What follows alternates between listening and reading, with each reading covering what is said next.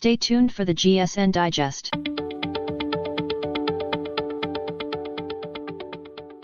Welcome to the GSN Digest, a short program of various features. The show starts now.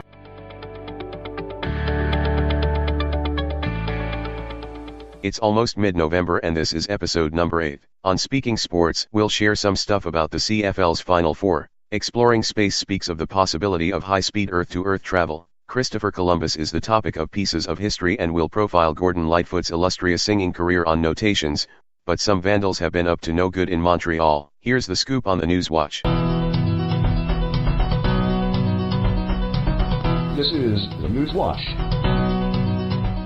Halloween has been over for almost 2 weeks and but tell that to some vandals in Montreal. A statue of Sir John A. Macdonald was targeted Saturday night in the Place du Canada in downtown Montreal. The vandals used red spray paint and posted a video of the incident online and they claimed responsibility for the vandalism. They have described themselves as an anti-racist, anti-colonial and anti-capitalism group. They issued a written statement to the media saying John A. Macdonald was a white supremacist. He directly contributed to the genocide of Indigenous peoples with the creation of the brutal residential school system, as well as other measures meant to destroy native cultures and traditions. He was racist and hostile towards non-white minority groups in Canada, openly promoting the preservation of a so-called Aryan Canada. He passed laws to exclude people of Chinese origin. He was responsible for the hanging of Métis martyr Louis Riel. Montreal police are investigating the matter.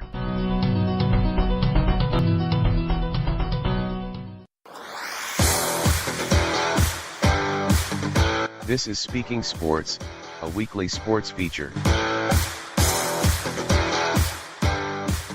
So now that the CFL semi-finals in each division are done, we're left with the finalists. This year's Eastern Final will feature the Saskatchewan Roughriders against the Toronto Argonauts. Saskatchewan making it on the strength of their upset win over last year's Grey Cup champs from Ottawa. The West Final will be a rematch of the Labor Day Classic between the Calgary Stampeders and the Edmonton Eskimos. The Esks got there after defeating the Winnipeg Blue Bombers 39-32 in a pretty good game. So the stages are set. Calgary and Edmonton will do battle to see who represent the West, while the Rough Riders, who've been hot down the stretch, go to the BMO field to tangle with the Argos. If Saskatchewan prevails, they'll represent the East and will most likely play Calgary for the Cup. If Toronto wins, it'll be them and Calgary. If Edmonton beats Calgary, they'll play Toronto. If the Riders win and Edmonton upsets Calgary, we'll have an all-West Grey Cup, but I'm predicting SA Calgary, Toronto final. I'm not all that nuts about this cross-eyed playoff system, and think it's high time that the CFL added a 10th team.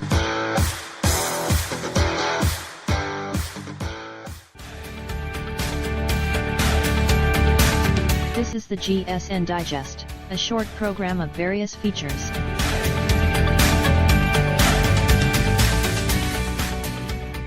Edmonton or Calgary playing Saskatchewan for the Grey Cup? Could happen. Let's see what really does happen. Tighten your seatbelt, get ready for a fast flight.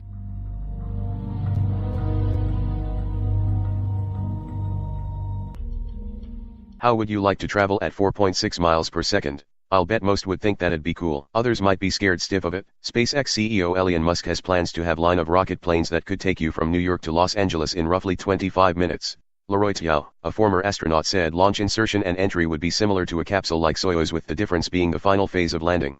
Tiao says during launch on a rocket with liquid engines, the liftoff is very smooth and one really can't feel it. He described ignition of the next stage engine, S, causes a momentary bump in G-force. As you get to the last part of ascent, you feel some G's come on through your chest, but it is not uncomfortable. Tiao goes on describing the experience. You feel like you are tumbling, as your balance system struggles to make sense of what is happening, and you are very dizzy. You feel the fluid shift in your body, kind of like laying heads down on an incline, because there is no longer gravity pulling your body fluids down into your legs. All this can cause nausea. As you start to re-enter the atmosphere, you would feel the G's come on smoothly and start to build.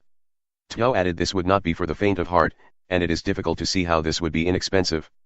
This sounds like pipe dreaming, but the chances of it happening anytime soon are remote. There's a lot to sort out before high-speed Earth-to-Earth travel could happen.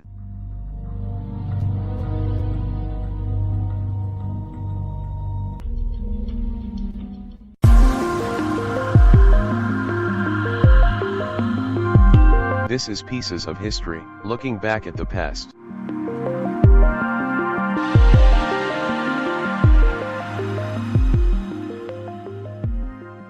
A lot has been written about Christopher Columbus. Most know that he was credited with discovering the land we now know as North America. There are a lot of things we may never know about this early explorer. Columbus was born around 1451 in the Republic of Genoa. At a time when European traders were beginning to establish trade routes, Columbus embarked on a series of voyages. Beginning in 1492, he discovered North America on his first voyage. He made 3 other voyages and found the Caribbean coast of Venezuela, Central America, and was said to have traveled as far as the West Indies and Japan. Columbus wasn't the first European explorer though. The Viking expedition of Leif Erikson in the 11th century was considered the first to explore new lands. Columbus's voyages inspired more trading, which lasted for centuries, as well as colonization, conquest, and exploration. Columbus died May 20, 1505 in Valladolid, Spain. He was 54. The case of his death was said to be either influenza or reactive arthritis.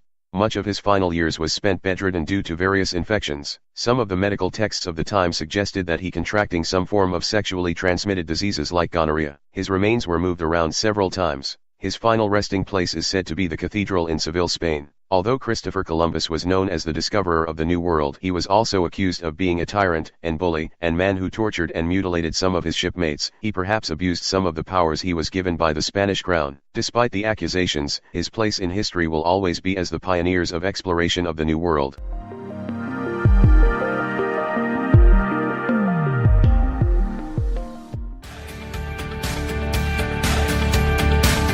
Listening to the GSN Digest, a short program of various features. The show continues.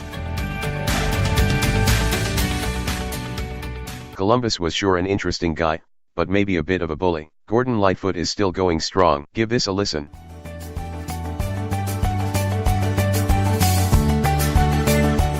This is Notations, a music feature. He is still widely regarded as one of Canada's finest singer-songwriters. He has several gold and platinum albums to his credit and several hits in a career which has spanned more than 50 years. Does the name Gordon Lightfoot ring a bell? Lightfoot started singing at an early age. He sang in church choirs and small operettas. He taught himself the drums and piano.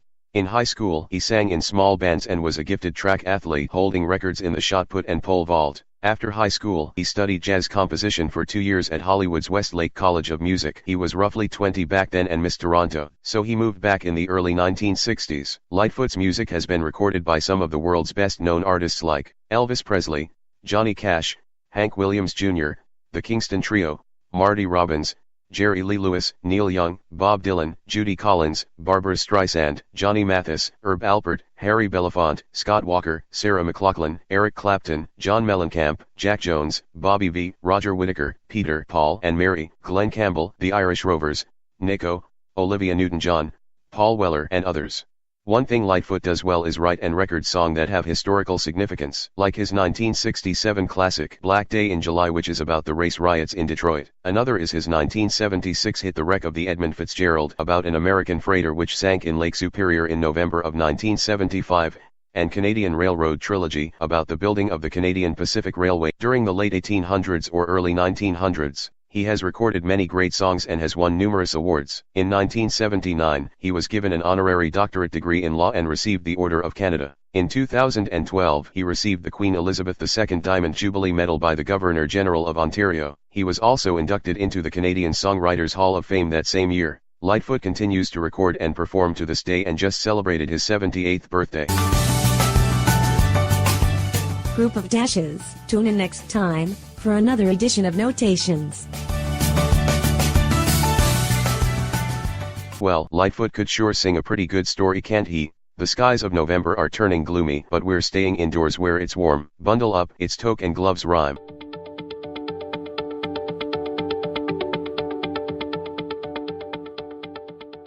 That's all for this week. We hope you enjoyed the show. Your feedback is more than welcome. Drop us a line at programs@gsnvancalvarbc.ca or visit us at gsnvancalvarbc.ca. We're back next week with another edition of the GSN Digest. Thanks for tuning in. So long for now.